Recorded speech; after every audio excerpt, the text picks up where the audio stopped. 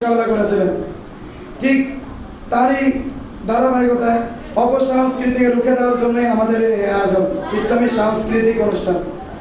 এজন্যই আমরা যারা হাম নাত পরিবেশন করব, খুব সুন্দরভাবে করব এবং মন নিগড়ানো যে সুরটা আছে যেটাকে বলা হয়, এই যে আপনারা যদি কথা, তো আমাদের সকলের উচিত আমাদের কণ্ঠ যে যাই হোক না কেন, এই যে আইনুদ্দিন আল আজাদ, ইনার কণ্ঠ কিন্তু অত ভালো ছিল না, কিন্তু ইনার যে গজলগুলো ছিল সবগুলো ছিল অর্থবহ।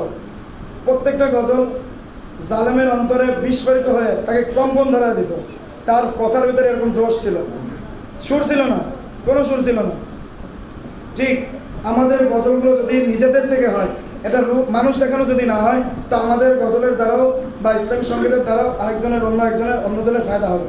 এজন্য মেহরবানি করে আমরা যখন গজল এখানে পরিবেশন করতে আসবো, কে কি বলুক এটা দেখার বিষয় না, আমি আমার নিজের থেকে যাই আসতেছে ওইটা আমি বলবো। বুঝা গেছে?